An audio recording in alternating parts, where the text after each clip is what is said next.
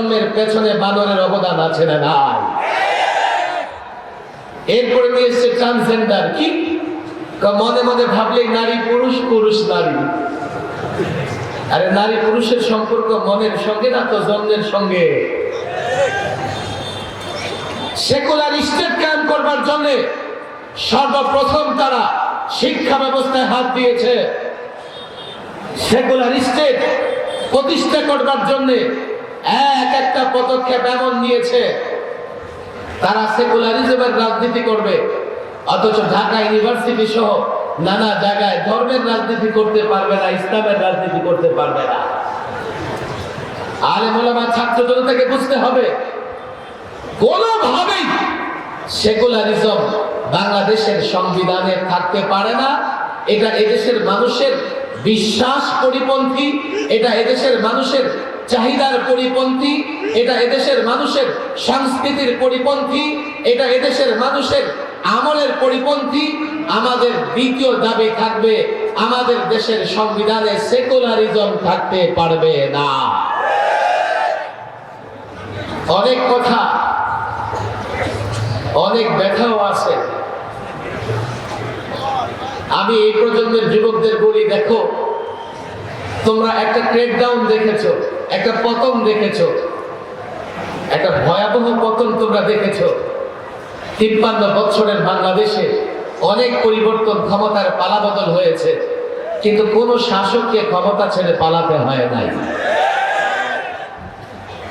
তিনি কেন পালিয়েছেন? অথচ ওনার একজন আছে, লোকেরা বলে কাউয়া, পালাবো না। এত দাম্ভিক, এত অহংকারী তারা ছিল।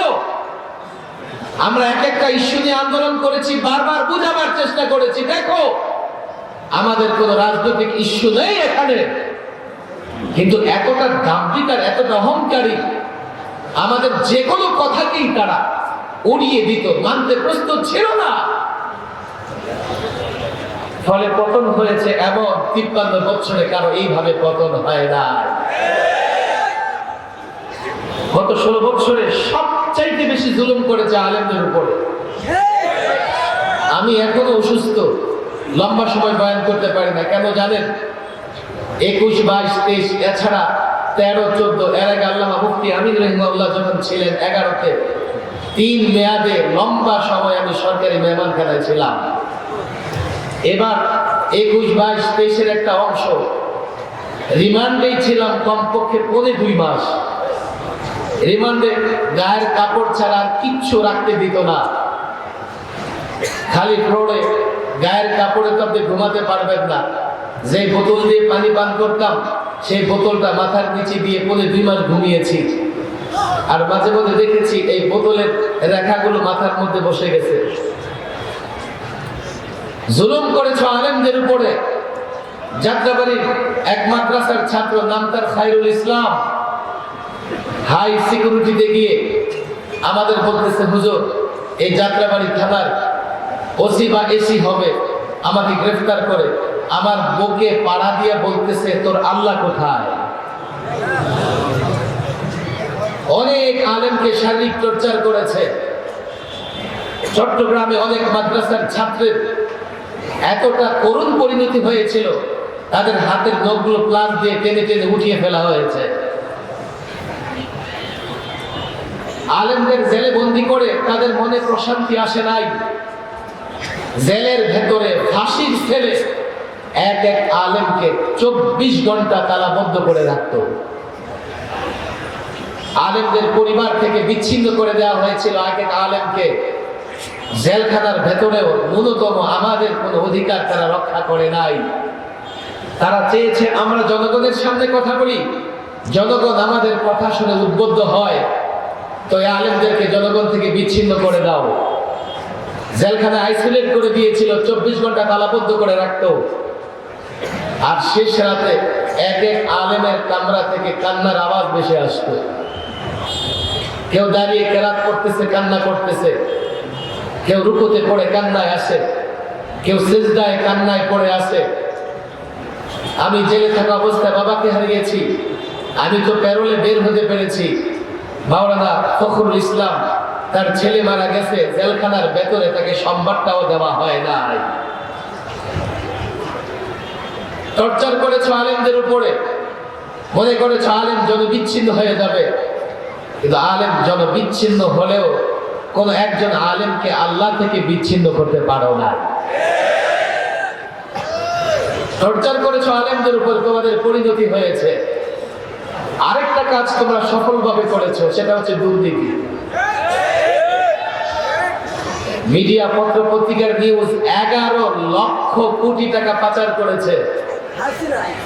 এরপরে কি 18,35,000 কোটি ঋণ করে গেছে বাংলাদেশের জন্য।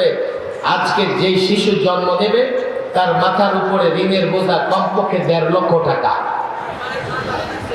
অনেক করেছো, পরিণতি তোমাদের জাতি দেখতেছে।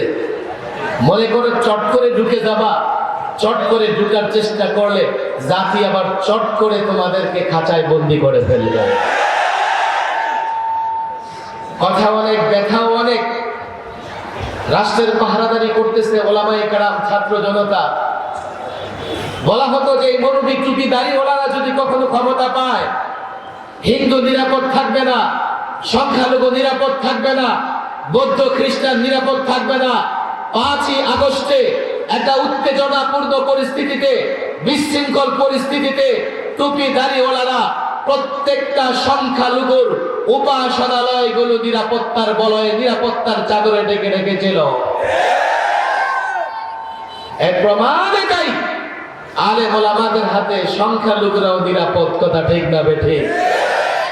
এখন আলেম ওলামারা অনেক স্বপ্ন দেখে, আল্লামা মুফতি আমিনিও স্বপ্ন দেখতেন। আমি ছাত্রদেরকে বলি, তোমরাও স্বপ্ন দেখো। কত কথা, লম্বা কথা বলার সুযোগ নেই। আমি একটা কথা প্রায় বলি, এখন বাংলাদেশ চালাইতেছে তালেবান সরকার। বাংলাদেশের সরকারের এখন নাম কি বলেন? তালেবান সরকার। কেমন কথা তালেবান? আরে আফগানিস্তানের তালেবানের পক্ষে বলার কারণে আমার 1 সপ্তাহ রিমান্ড আরো বেশি খাটতে হয়েছে। হ্যাঁ, তালেবানদের পক্ষে বলেন। আমি বলি তালেবান মানে ছাত্র। আফগানিস্তানের বিপ্লব এবং অভ্যুত্থানের পেছনে ছাত্রদের অবদান ছিল। এরপরে ছাত্ররা যে সরকার গঠন করেছে সেই সরকারকে বলেছে তালেবান সরকার। বাংলাদেশের 5ই আগস্টের এই অভ্যুত্থানের পেছনে সবচাইতে বড় ভূমিকা ছাত্রদের। কথা ঠিক না বেঠিক? সরকার গঠন করেছে ছাত্ররা, আবার 2 জন ছাত্র সরকারে আছে। কথা ঠিক না বেঠিক? তাহলে বাংলাদেশের সরকারকে আফগানিস্তানের ভাষায় বলা যায় তালেবান সরকার। তালেবান মানে ছাত্র। বলবে না না, ওই তালেবান তো জঙ্গি, সন্ত্রাসী। হ্যাঁ, একটা সময় আমেরিকাও এই কথা বলেছে। যখন আমেরিকার নেটুকে জোতা পেটা করে বের করে দিয়েছে, এখন তারাই বলেন না না না, তালেবান সন্ত্রাসী, জঙ্গি না। ইতিহাস দীর্ঘ। বাংলাদেশের তালেবান বাংলাদেশের জনতার কাছে আমার আবেদন হচ্ছে, রাষ্ট্র পরিবর্তনের জন্য 5ই আগস্টে অভ্যুত্থান হয়েছে। 5ই আগস্টে পরিবর্তনের মাধ্যমে ছাত্র জনতার একটা সরকার এখন রাষ্ট্র পরিচালনা করছে। তাদের কাছে অনেক দাবি। আমি তাদের বলেছি, আমরা তাবলীগ সমস্যার সমাধান চাই। আমরা চাই সংবিধান সংশোধন করে সেকুলারিজম বাদ দিয়ে তোমরা আবার আল্লাহর উপর আস্থা বিশ্বাস ফিরিয়ে নিয়ে আসো। আমরা আরেকটা জিনিস চাই, যে দলই নির্বাচনের আগে ইশতিহার ঘোষণা করে সেই দলের নেতা নেত্রী একটা কথা স্পষ্ট বলে, কি আমরা ক্ষমতায় গেলে কোরআন সুন্নাহর বিরুদ্ধে কিছু করব না। তাহলে এদেশের প্রত্যেকটা দল একথায় একমত, ক্ষমতায় গেলে তারা কোরআন সুন্নাহর বিরুদ্ধে কিছু করবে না। যেই কথার উপরে সব দল একমত, সেই কথা শুধু নির্বাচনের ইশতিহারে নয়, সংবিধানেও এই কথা নিয়ে আসতে হবে। কোরআন সুন্নাহ বিরোধী কোনো কিছু গ্রহণযোগ্য হবে না।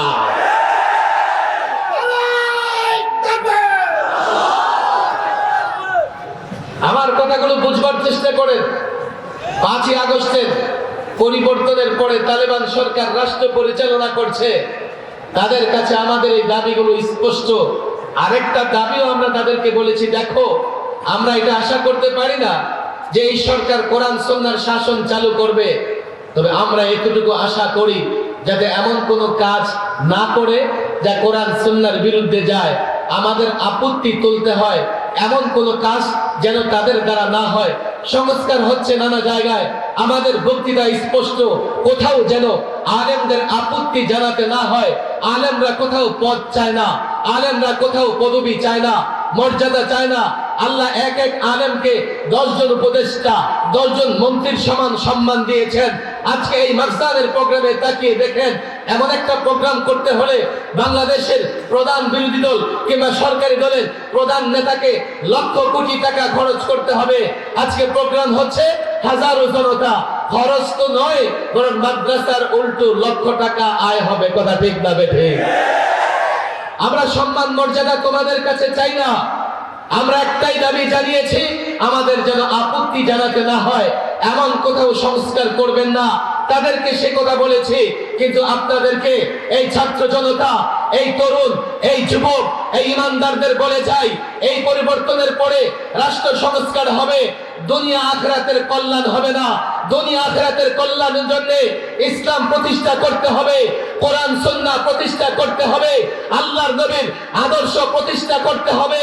হ্যাঁ, এই পরিবর্তনের পরে হয়তো এটা হবে না, কেননা এই পরিবর্তনের টার্গেট ছিল শুধুমাত্র বৈষম্য দূর করা, চাকরি থেকে কোটা প্রথা বাতিল করা। আরেকটা পরিবর্তন লাগবে, এই পরিবর্তন সূচনা মাত্র, আরেকটা চূড়ান্ত পরিবর্তনের জন্য আরেকটা লড়াই করতে হবে। আমি তো বলি, এ জাতির যুবকরা জাতিকে যদি ইসলাম বুঝাতে পারো, জাতিকে যদি ইসলামের কল্যাণ বুঝাতে পারো, ওই পরিবর্তন চূড়ান্ত পরিবর্তনে এক ফোঁটা রক্ত দিতে হবে না। এই জাতির যুবক ছাত্র জনতা নিজ জায়গায় দাঁড়িয়ে ইসলামের পক্ষে ঘোষণা দিলে ইসলামের পক্ষে বিপ্লব হয়ে যাবে। যদি আরেকটা পরিবর্তন তোমরা আনতে পারো, আর সেই পরিবর্তনের টার্গেট হয় আল্লাহর নবীর আদর্শ প্রতিষ্ঠা করা, সেই পরিবর্তনের টার্গেট হয় কোরআন সুন্নাহর বিধান